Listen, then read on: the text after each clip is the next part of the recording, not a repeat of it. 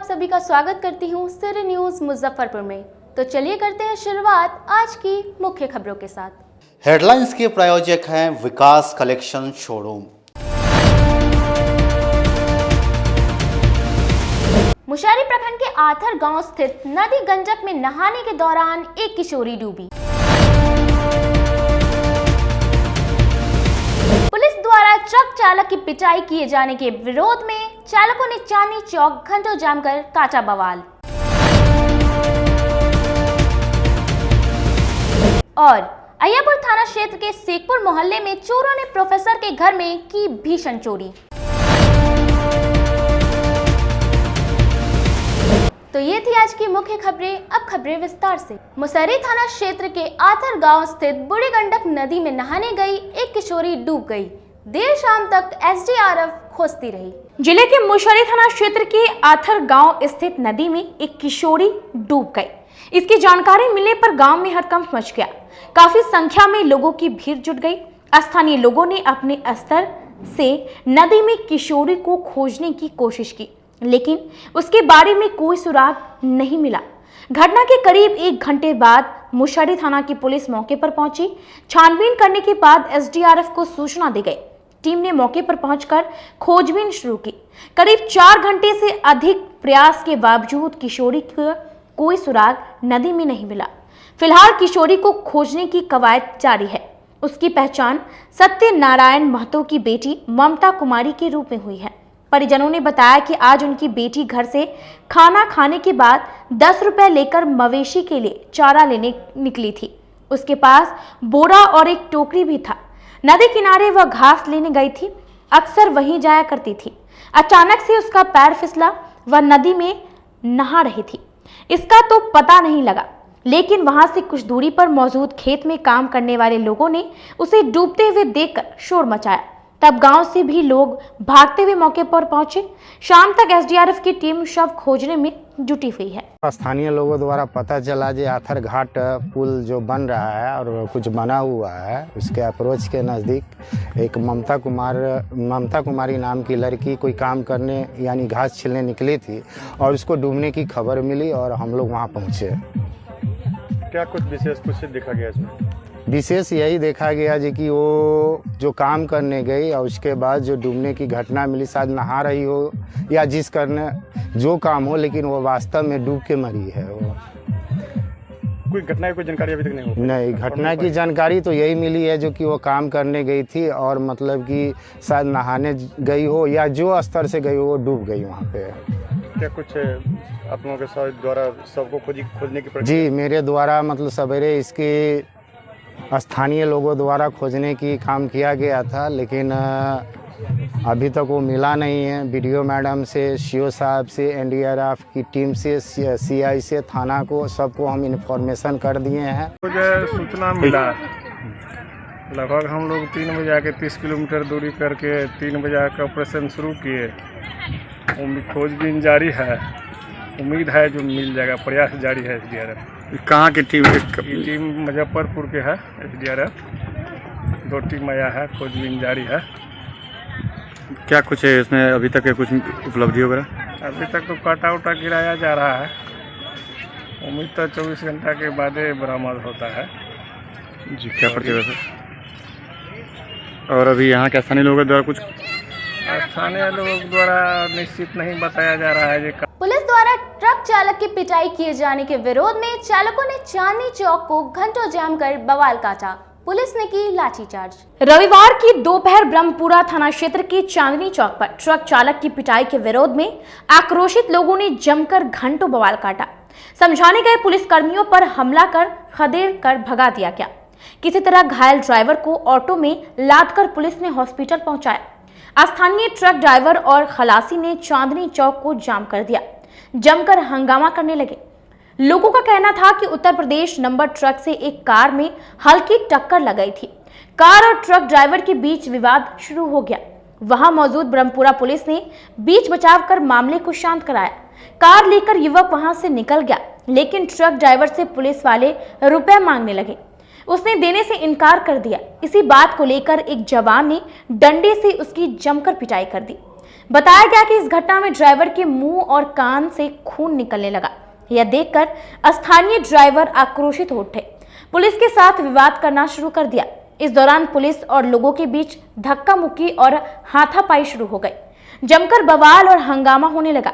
किसी तरह वहां से पुलिस जान बचाकर भागी, साथ ही ड्राइवर को भी हॉस्पिटल में भर्ती कराया गया।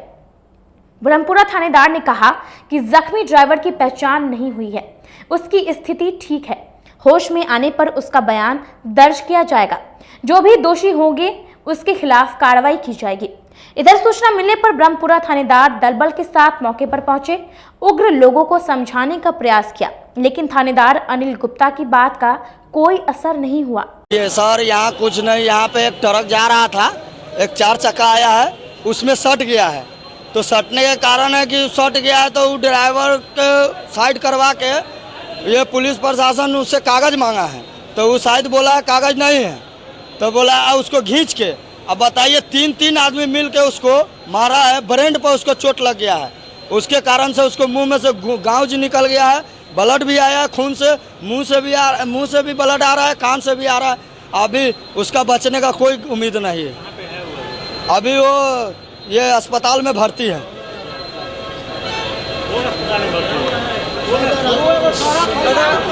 सदर अस्पताल में भर्ती है वो। नहीं पहचान नहीं रहा, हम भी एक ड्राइवर ही हैं सर, वो शायद यूपी का रहने वाला है वो। नहीं खाली गाड़ी था उसकी। ये अभी जस्ट आधा घंटा पहले हो रहा है। ये यहाँ पे जो कांस्टेबल लोग 3 ठो रहते हैं, वही लोग मिल के मारे हैं। ये ट्रैफिक वाले ही हैं। देखिए हम लोग अभी कुछ नहीं किए हैं, यही किए हैं कि देखिए आप लोग यही कीजिए कि उसको ऐसा दोबारा नहीं होना चाहिए। मान लिए अगर गलती हर किसी से होता है, गलती अगर हो गया तो उसको कहने का मतलब है कि उसको थाने पे ले जाइए, जो जुर्माना है उसको वो कीजिए, लेकिन उसको मारना पीटना भी नहीं। मारिए पीटिए भी, लेकिन मारने का ये भी होता है, यहाँ से नीचे मारिए। वो दूसरे ये ब्रेन में उसको चोट लग गया है, किसी भी इंसान को ब्रेन में चोट लगेगा तो वो बच सकता है। हंगामा की जानकारी मिलने पर SSP Jayantkant, town DSP Ramnaresh Paswan, सदर थानेदार सत्येंद्र मिश्रा और दरोगा मणिभूषण कुमार मौके पर पहुंचे। हंगामा और बवाल करने वालों को लाठी चार्ज कर खदेड़ कर भगाया गया, फिर जाम को सुचारू रूप से चालू कराया गया। एसएसपी जयंतकांत ने बताया कि मौके से एक ट्रक को जब्त किया गया है, स्थिति नियंत्रण में है। कुछ लोगों ने रोड जाम किया था, पुलिस यहाँ मौजूद थी, उसको क्लियर करा दिया गया है। ये किसी भी तरीके से वो एजिटेशन वाला कोई जाम नहीं था। इसमें जो ये ट्रक वाले लोगों का था, कोई ड्राइवर के साथ में कुछ बहस हुई थी इसी मामले पे, उसको क्लियर करा दिया गया। रोड जाम करने वालों के लिए क्या मैसेज होगा सर? तो जाम कर देते हैं। एक गाड़ी जब्त की गई है और अगर इस तरीके का कोई भी रोड जाम करेगा, हम लोग का एकदम सीधी बात है, सख्ती से निपटा जाएगा उन लोगों से, क्योंकि किसी तरीके की इस मामले में कोई अफवाह फैलाने की कोशिश नहीं करने देंगे। अग्निपथ स्कीम के विरोध में की जा रही सेना अभ्यर्थियों के आंदोलन का खामियाजा रेलवे को उठाना पड़ रहा है। 4 दिनों के अंदर सैकड़ों ट्रेनों को रद्द कर दिया गया।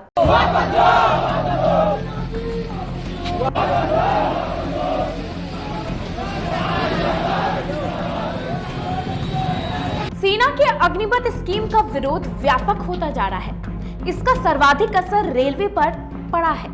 कितने ही ट्रेन को क्षतिग्रस्त और अगजनी के हवाले कर दिया गया। नतीजतन 2 दिनों में करीब 725 करोड़ रुपए से अधिक का नुकसान रेलवे को अभ्यर्थियों के द्वारा हुआ है। रविवार को पुनः रेलवे ने एहतियातन 700 से अधिक मेल एक्सप्रेस और पैसेंजर ट्रेनों को रद्द कर दिया है। मुजफ्फरपुर से गुजरने वाली 59 ट्रेनों का परिचालन रद्द रहा। 2 दिनों में इसकी संख्या 109 रही। वहीं 3500 विभिन्न स्टेशनों का टिकट भी रद्द हुआ। रविवार की सुबह से ट्रेन की प्रतीक्षा में पंजाब, राजस्थान, गुजरात, हावड़ा, कोलकाता, दिल्ली, अमृतसर, मुंबई सहित देश के अन्य शहरों में जाने वाले यात्री जंक्शन पर जमे रहे। रेलवे की ओर से संभावना जताई जा रही है कि हालात काबू में आएगा तो ट्रेनों का परिचालन होगा, अन्यथा सोमवार को भी ट्रेनों का परिचालन दिन में नहीं होगा। हालांकि इसके आधिकारिक सूचना या अधिसूचना रेलवे की ओर से जारी नहीं की गई है। फिलहाल पूर्व मध्य रेलवे ने 362 ट्रेनों को रद्द किया है। इसमें से मुजफ्फरपुर जंक्शन से गुजरने वाली ट्रेनों की संख्या 59 है। आंदोलन के दूसरे दिन कुल मिलाकर 109 ट्रेन रद्द रही। वहीं आंदोलन और उपद्रव की आशंका को लेकर रविवार को भी जंक्शन पर सुरक्षा कर्मी जमे रहे। रेल डीएसपी मुजफ्फरपुर अतनु दत्ता के द्वारा जंक्शन से लेकर प्लेटफॉर्म और सर्कुलेटिंग एरिया में फ्लैग मार्च किया, संदिग्धों की निगरानी की। जंक्शन पर आरपीएफ, जीआरबी और बीएसएपी 6 के एंटी राइट बटालियन के जवान जंक्शन पर फ्लैग मार्च करते रहे। रेलवे के आउटर और इनर सिग्नल पर भी जवानों की तैनाती थी ताकि उपद्रवियों पर वहीं से नजर रखी जा सके। अग्निपथ स्कीम का असर अब मुजफ्फरपुर जंक्शन पे भी देखने को मिल रहा है। इस वक्त मौजूद हुई ये पूछताछ काउंटर है और पूरी तरीके से मुजफ्फरपुर जंक्शन परिसर में सन्नाटा पसरा हुआ है। लोग आ तो रहे हैं लेकिन खाली यहाँ से लौट कर जा रहे हैं। कर्मचारी भी मौजूद है और लगातार इसकी मॉनिटरिंग कर रहे हैं। तस्वीरों में आपको दिखाना चाहेंगे, ये देखिए, ये पूछताछ काउंटर का ये चार्ट है। यहाँ पे साफ तौर पर आप देख सकते हैं कि हाजीपुर छपरा की ओर जाने वाली सभी ट्रेनें, इस रूट में कोई गाड़ी नहीं है। मतलब ये सेम टू सेम आप हर रूट की तस्वीर देख सकते हैं कि यहाँ पे साफ तौर पे लिख दिया गया है कि इस रूट की कोई गाड़ी नहीं है। यानी इसको देखने के बाद जो यात्री आ रहे हैं वो परेशान होकर लौट जा रहे हैं। मेरे साथ यहाँ कर्मचारी है पूछताछ काउंटर पे। क्या नाम हुआ आपका? मोहम्मद इम्तियाज। क्या स्थिति है अभी मुजफ्फरपुर जंक्शन? अभी स्थिति यही है, कोई भी गाड़ी नहीं आ रही, यात्री आ रहा है, घूम के जा रहा है। इसका एक ही बार पता चलता है गाड़ी नहीं है। अच्छा। उसके बाद जो गाड़ी कैंसिल रहता है वो पता चलता है हमको भी, तो जानकारी देते हैं यात्री को, जैसा हो वैसा यात्री को जानकारी, यात्री को समझाते हैं ये गाड़ी कैंसिल है, वो गाड़ी कैंसिल है। जैसे अभी 3 बजे यहाँ से पोरबंदर खुलने वाली मुजफ्फरपुर से वो कैंसिल है। 11 बजे शॉप क्रांति वो भी कैंसिल है। और मोतिहारी रोड जाने के लिए भी कोई भी गाड़ी नहीं है। हाजीपुर जाने के लिए रात में अभी गाड़ी, अभी 8 बजे के बाद ही कोई गाड़ी पता चलेगा हाजीपुर रोड जाने के लिए, सुबह में 6 बजे के बाद। यात्री आ रहे हैं मुजफ्फरपुर जंक्शन पे, कुछ यात्री आ रहे हैं, कुछ यात्री समझ जा रहे हो तो वो यात्री नहीं आ रहे हैं। यानी निराश होकर लौट। हाँ, निराश होकर लौटे। ज़्यादा दिल्ली जाने के लिए यात्री आ रहे हैं। कब से ये ऐसा स्थिति है? ये कल से है। हाँ। कब तक स्थिति सामान्य होने की उम्मीद लग रही है? ऐसे तो कल देखिए, कल के बाद कहीं होने की स्थिति है। कल कहीं भारत बंद है, उसके बाद कहीं स्थिति ठीक हो जाए। लग रहा है कि कल के बाद ठीक हो जाएगी। आज फिलहाल कोई कोई उपाय नहीं। कोई उपाय नहीं। तो साफ तौर पे आप देख सकते हैं कि मुजफ्फरपुर जंक्शन की भी तस्वीर बदल चुकी है। ये जो अग्निपथ स्कीम है इसका असर मुजफ्फरपुर जंक्शन पे भी देखने को मिल रहा है। पूरा जंक्शन पर सन्नाटा पसरा हुआ है। कुछ यात्री आ भी रहे हैं तो वो निराश होकर ही लौट रहे हैं। अब देखना यह दिलचस्प होगा कि इस अग्निपथ स्कीम का जो असर है वो कब तक यहाँ से ख़त्म होता है। मैं अपने सहयोगी निकेश चंद्रा के साथ सोनू शर्मा, सिटी न्यूज़, मुजफ्फरपुर। राम भजन शाह कला आश्रम में अंतर्राष्ट्रीय योग दिवस पर 3 दिवसीय योग शिविर की शुरुआत की गई। अंतर्राष्ट्रीय योग दिवस के अवसर पर गोला रोड स्थित राम भजन शाह मार्केट के कला आश्रम में 3 दिवसीय योग शिविर का आयोजन किया गया है, जिसका आज पहला दिन था। शिविर की शुरुआत दीप प्रज्वलित कर की गई। इसमें जिला के कांटी विधायक इजराइल मंसूरी, बुझा विधायक अमर पासवान, नवनिर्वाचित एमएलसी कारी सुहेब, राजद के जिला अध्यक्ष रमेश गुप्ता, गायघाट विधायक निरंजन राय आदि शामिल हुए। शिविर के संयोजक पूर्व विधायक केदारनाथ प्रसाद की तरफ से सभी विधायक को प्रशंसित पत्र और शॉल उड़ाकर सम्मानित किया गया। वहीं पहले दिन योग शिविर में सभी लोगों ने योगा किया और इसे कला आश्रम की अच्छी पहल बताया। इस शिविर में योगासन, प्राणायाम आदि सिखाया गया। इस अवसर पर नवनिर्वाचित एमएलसी कारी सुहेब ने कहा कि योग से मन शांत होता है। इंसान के अंदर व्यापक गुस्सा, घृणा योग करने से बाहर निकल जाता है। इंसान को अपनी जिंदगी में लगातार योग करना चाहिए और कला आश्रम की तरफ से यह एक अच्छी पहल है कि सभी धर्मों को एक साथ बैठाकर योग करवाया और इंसानियत का पैगाम दिया। केदार चाचा ने आज हम सब लोगों को बुलाया योग शिविर में। सबसे पहले तो मैं इनका धन्यवाद करता हूँ कि ऐसे मौके से हम लोगों को बुलाया। सभी माननीय विधायक यहाँ आए और सभी शहर के प्रबुद्ध लोग भी यहाँ जमा हुए। बहुत शानदार आयोजन हुआ। योग एक बहुत अच्छी चीज़ है, सभी लोगों को इसको करना चाहिए। और आज के भाग दौड़ की ज़िंदगी में जहां इंसान हर वक्त मानसिक तनाव में जीता है। जो देश के जो हालात हैं, इन हालात में जिस तरह से युवाओं में गुस्सा पैदा किया गया है, नफरत पैदा किया गया है, घृणा पैदा किया गया, ऐसे हालात में योग पूरी तरह से मन को शांत करेगा और इंसान के अंदर जो गुस्सा है, जो क्रोध है, जो नफरत है, वो निकलेगा। और सभी समुदाय, सभी धर्म के लोग जब एक साथ बैठते हैं, अब बैठ करके इसका आयोजन होता है, एक साथ सब लोग योग करते हैं, तो एक दूसरे से मिलना जुलना, प्यार मोहब्बत, बातें, एक दूसरे के करीब आने का मौका भी मिलता है। तो मैं धन्यवाद देता हूँ हमारे गार्जियन, पूर्व विधायक, हमारे पार्टी के वरिष्ठ लीडर केदार बाबू का इस तरह का आयोजन हर साल हमेशा ये करते हैं। सब तरह का कार्यक्रम ही करते हैं, सभी धर्म को एक साथ बैठा कर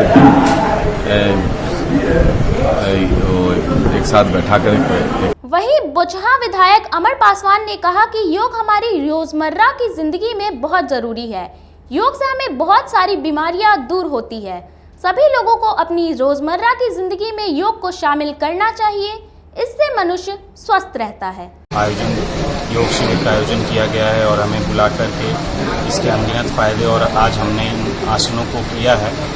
ज़रूर ये हमारे रोज़मर्रा की ज़िंदगी में बहुत ही फ़ायदेमंद चीज़ें हैं, क्योंकि योग भारतीय संस्कृति का अभिन्न हिस्सा रहा है और पूर्व से ही इसके मन और रोग नियुक्त होने के लिए सबसे अच्छा आसन है। और आपको योग से बहुत सारी बीमारियां हटती हैं। इसे हमें हर दिन की प्रक्रिया में आजमाना चाहिए और हर दिन की प्रक्रिया में रखना चाहिए और लोगों को इस दिशा में, क्योंकि भारत ने ये अभिन्न हिस्सा रहा है इस चीज़ का, तो 21 जून को जो हम लोग योग दिवस के रूप में मनाते हैं, ये भारत की ही देन है और इसे हम चाहेंगे बढ़ चढ़ के लोग हिस्सा लें। मोतीझील स्थित अप्सरा कॉम्प्लेक्स के एक मोबाइल दुकान में बीती रात अचानक आग लगी, लाखों का सामान जलकर राख हो गया। नगर थाना क्षेत्र के मोतीझील स्थित अप्सरा कॉम्प्लेक्स के आशीर्वाद मोबाइल दुकान में बीती रात अचानक आग लग गई। इससे पूरे कॉम्प्लेक्स में कुछ देर के लिए अफरा तफरी मच गई।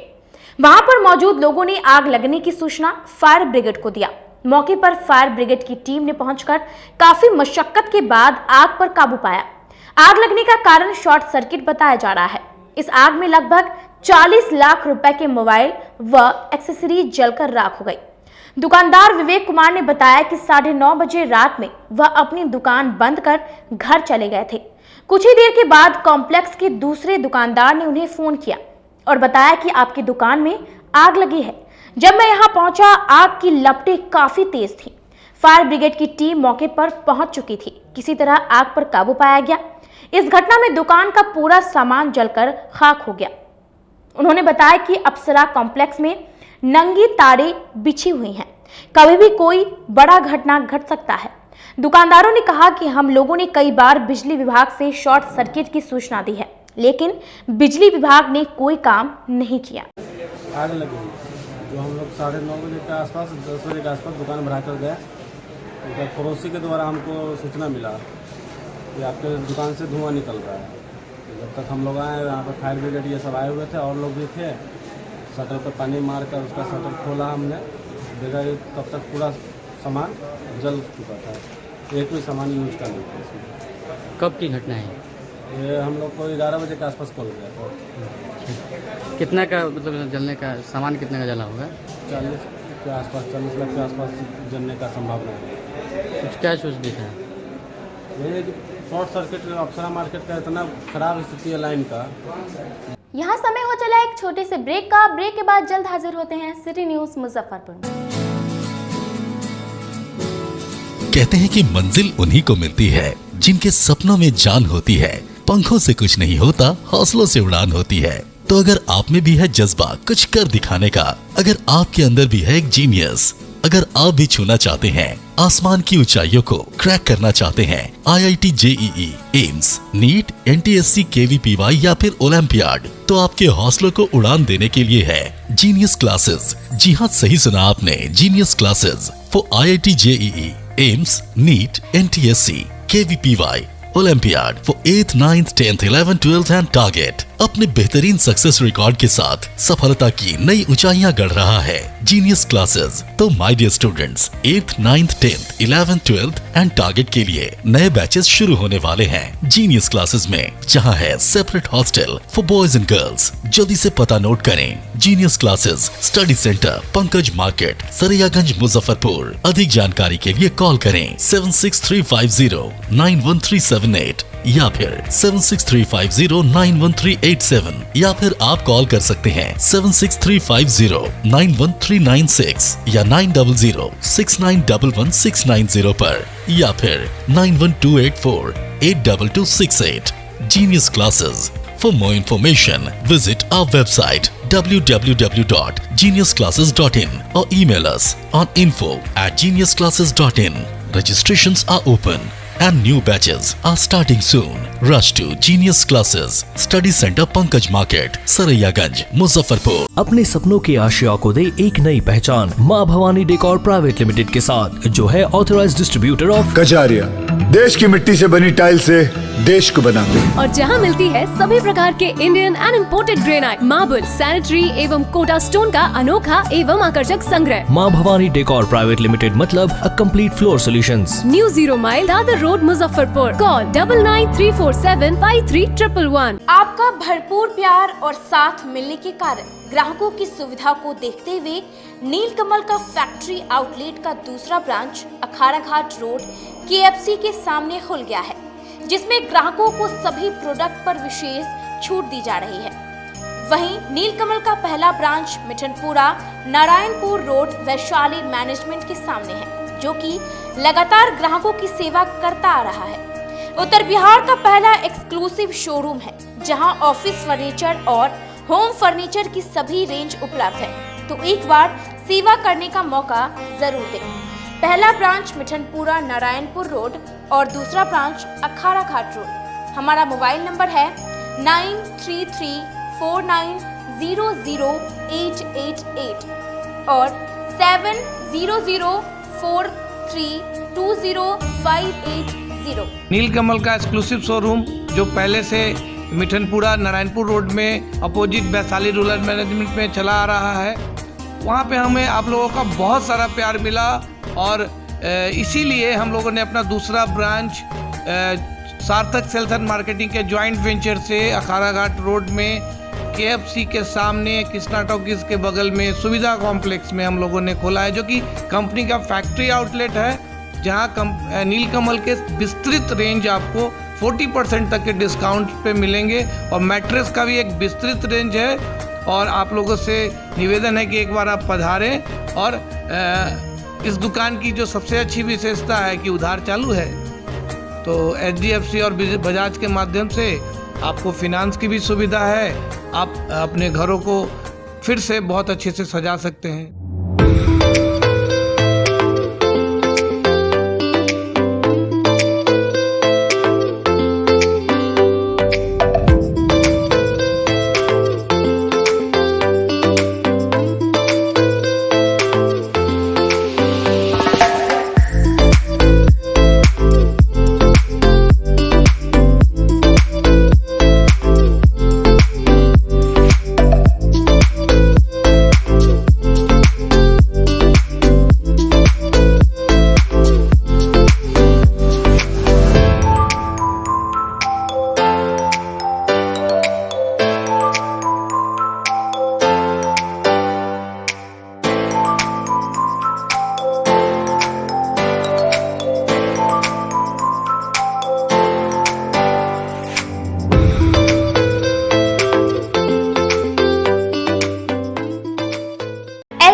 International School. If you want to give your child a strong foundation, the school of your dream. Play to 10th based on CBSE curriculum. हमारे यहाँ अनुभवी एवं प्रशिक्षित शिक्षकों द्वारा बच्चों के देखभाल के साथ स्मार्ट क्लास द्वारा शिक्षण की सुविधा है। कक्षा 1 से 10 तक कंप्यूटर की मुफ्त शिक्षा के अलावे छात्र एवं छात्राओं के संगीत तथा नृत्य की शिक्षा की भी व्यवस्था है। पूरा स्कूल CCTV कैमरे से लैस है। स्कूल में बच्चों का नामांकन फ्री किया गया है। हमारे यहाँ अपने बच्चों के उज्जवल भविष्य के लिए जरूर पधारें। हमारा पता है बांध road, Shekhpur Akhara Ghat, Muzaffarpur. Our contact number is 8757652616 and 9955132616। हमारे स्कूल का कुछ मेन फीचर्स है, जैसे बच्चों की देखभाल करना। हमारे यहाँ पुस्तकालय वगैरह की पूरी अच्छे तरीके से व्यवस्था है। क्लासरूम सारा बना हुआ है, सीसीटीवी कैमरे से हमारा क्लासरूम डेकोरेटेड है। सिक्योरिटी के भी विजन से हमारा क्लासरूम बहुत प्रोटेक्टेड है। हमारे यहाँ जो भी शिक्षक शिक्षिकाएं आई हैं पढ़ाने के लिए, वो काफ़ी वेल एडुकेटेड हैं और वेल वर्स्ड भी हैं। हमारा विद्यालय भी चारों तरफ से बना हुआ है। हमारे यहाँ लैब बहुत अच्छे से बना हुआ है। कंप्यूटर की फ्री शिक्षा हम इस बार इसको दे रहे हैं। हमारे यहाँ नामांकन प्रारंभ है। फैशन की दुनिया में कदम से कदम मिलाकर चलना चाहते हैं, वो भी कम बजट में, तो एक बार जरूर जाएं मोती झील पूजा बाजार स्थित विकास कलेक्शन शोरूम में। यहाँ रेमन, पार्क, यूएस पोलो, मुफ्ती शर्ट, ब्लैकबेरी के एक्सक्लूसिव रेंज उपलब्ध हैं। इसके अलावा सियाराम के कोट पैंट, ब्लेजर और शेरवानी भी उपलब्ध है। सभी ब्रांड में 1 पीस के खरीद पर 20% तथा 2 पीस के खरीद पर 30% की विशेष छूट दी गई है। तो हमारे यहाँ एक बार अवश्य पधारें। हमारा पता है विकास कलेक्शन, बीवी कॉलेज स्कूल के अपोजिट पूजा बाजार, मोती झील।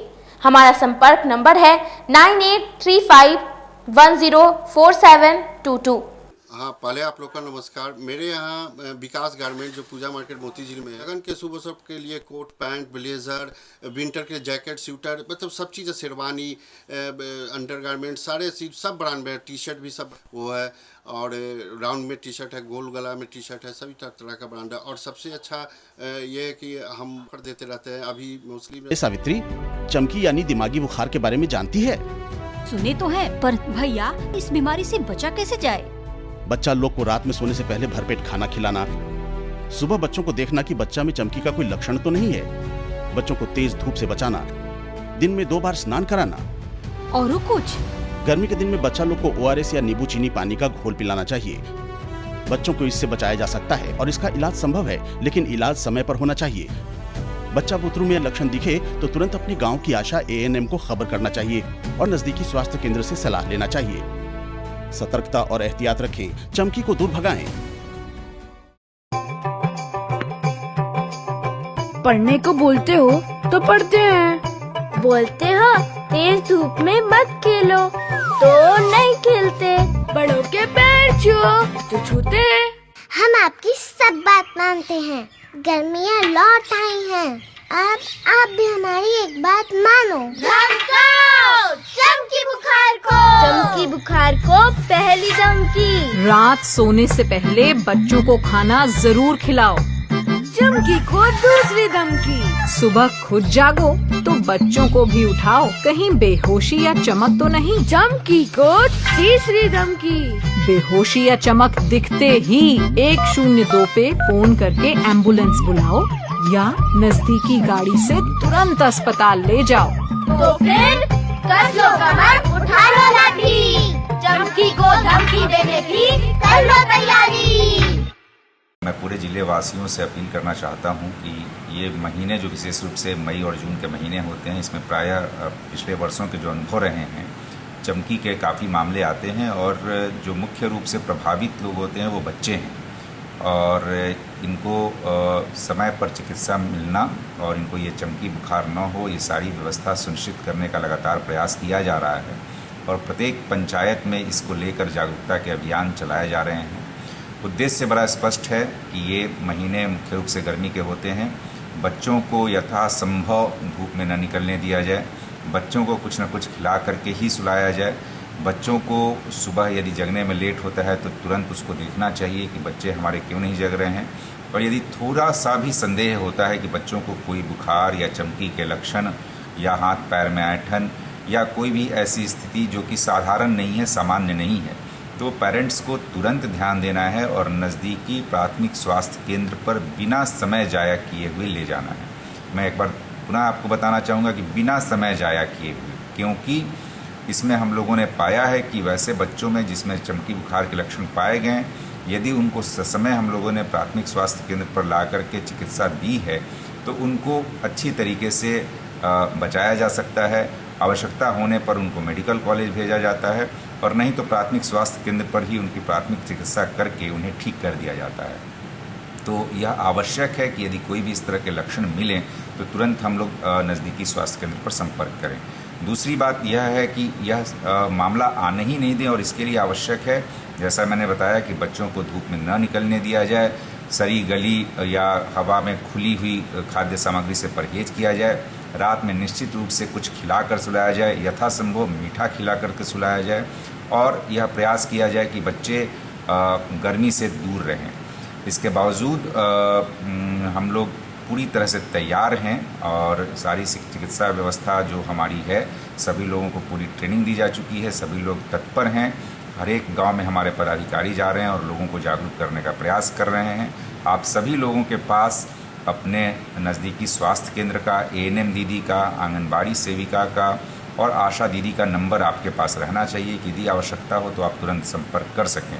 सरकार के स्तर पर यदि आप यह भी सुविधा दी गई है कि यदि आप किसी भी वाहन से अपने प्राथमिक स्वास्थ्य केंद्र पर आते हैं तो उस वाहन की राशि सरकार के द्वारा प्रतिपूर्ति की जाएगी। तो एक बार मैं पुनः अपील करना चाहता हूं कि चमकी बुखार को दूर भगाना है, मुजफ्फरपुर को इससे बचाना है और इसके लिए आप सभी का सहयोग, सभी की जागरूकता आवश्यक है।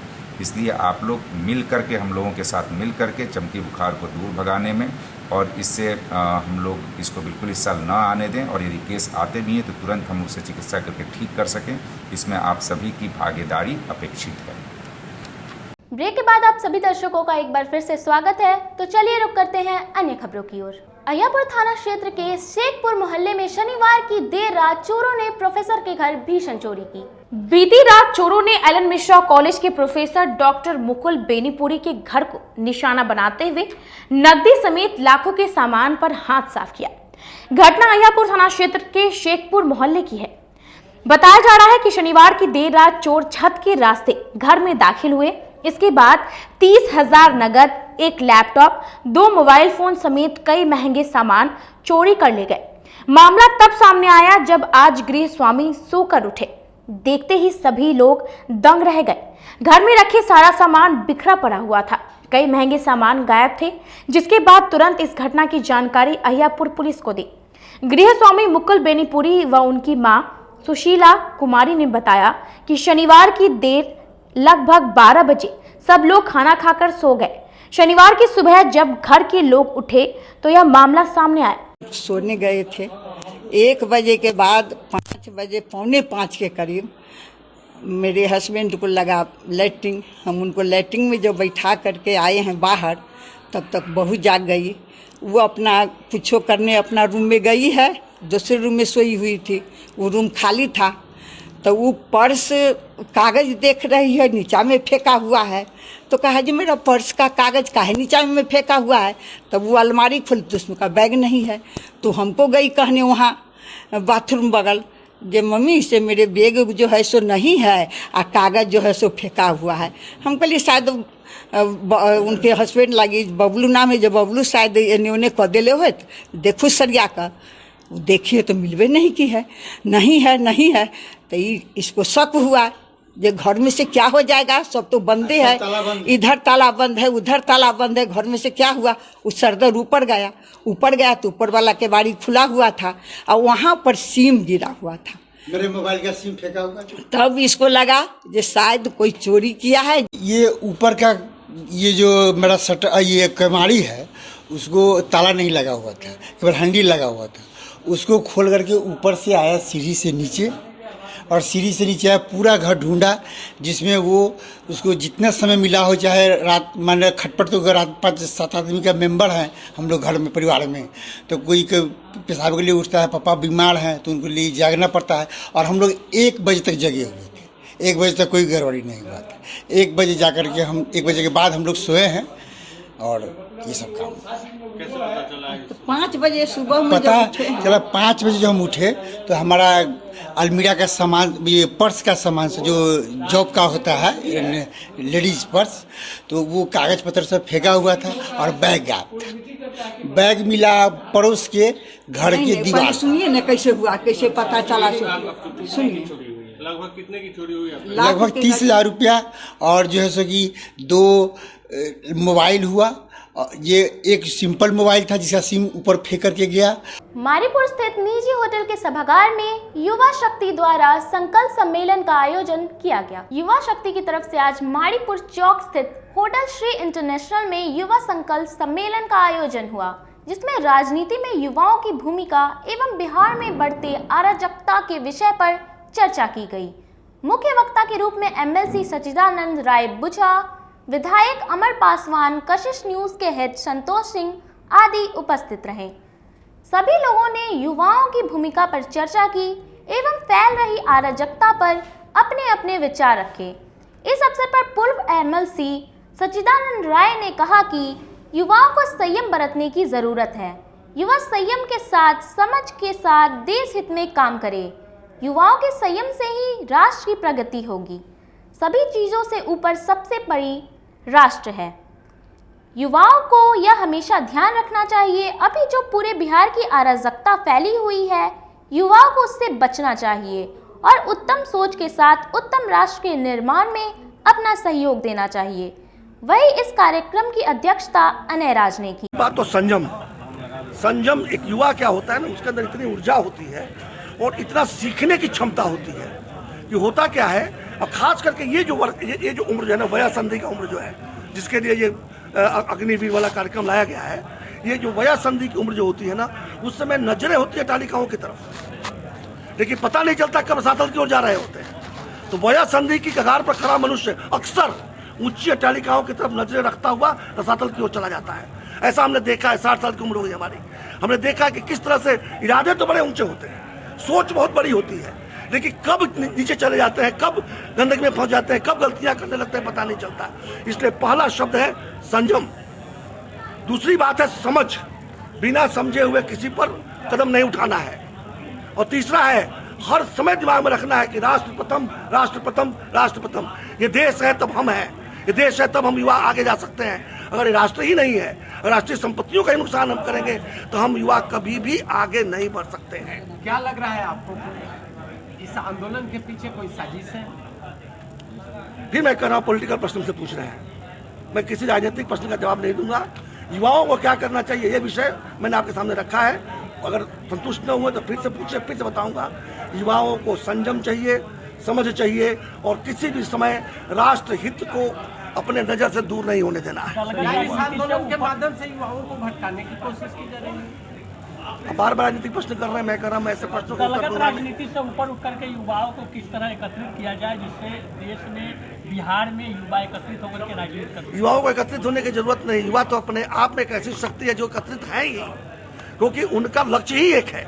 आगामी 26 जून को लंगत सिंह महाविद्यालय के सभागार में स्वामी सहजानंद सरस्वती की पुण्यतिथि मनाई जाएगी, जिसकी जानकारी ब्रह्मश्री विकास संगठन संस्था की ओर से दी गई। ब्रह्मश्री विकास संगठन की तरफ से 26 जून को लंगट सिंह महाविद्यालय के सभागार में स्वामी सहजानंद सरस्वती जी का पुण्यतिथि मनाया जाएगा। इसकी तैयारी को लेकर आज मारीपुर चौक स्थित एक निजी होटल में प्रेस वार्ता का आयोजन किया गया। प्रेस वार्ता को संबोधित करते हुए संयोजक सुनील कुमार ने बताया कि स्वामी सहजानंद सरस्वती जी के पुण्यतिथि के अवसर पर संगोष्ठी का आयोजन किया जा रहा है, जिसमें देश के बड़े बड़े विद्वान शामिल होंगे। स्वामी सहजानंद सरस्वती जी के जीवन पर प्रकाश डालेंगे। आगे उन्होंने कहा कि ब्रह्मर्षि विकास संगठन का गठन इसलिए किया गया क्योंकि समाज में सामाजिक उत्थान के लिए बिना किसी स्वार्थ के 100% काम किया जाए और एक गैर राजनीतिक संगठन की तरह पूरे ईमानदारी से काम को पूरा किया जाए। उन्होंने कहा कि इस संगठन का उद्देश्य है कि समाज के आर्थिक, सामाजिक या 4 व्यक्तियों को हर संभव मदद किया जाए एवं ऐसे व्यवस्था की जाए जिससे युवाओं को सेना, बैंकिंग, सिविल सेवा आदि में रोजगार मिले। वहीं कृषि संबंधित प्रत्येक समस्याओं का समय पर निदान किया जाए और ब्रह्मर्षि समाज के सभी व्यक्तियों को कृषि से संबंधित सुविधा मुहैया कराई जाए। राजनीति ब्रह्मर्षियों के द्वारा किया गया है। अभी तक जितने भी संगठन हैं या जो भी कार्यरत संगठन है वह बना तो सामाजिक हित के लिए, लेकिन धीरे धीरे वो राजनीतिक रूप में परिवर्तित हो गया।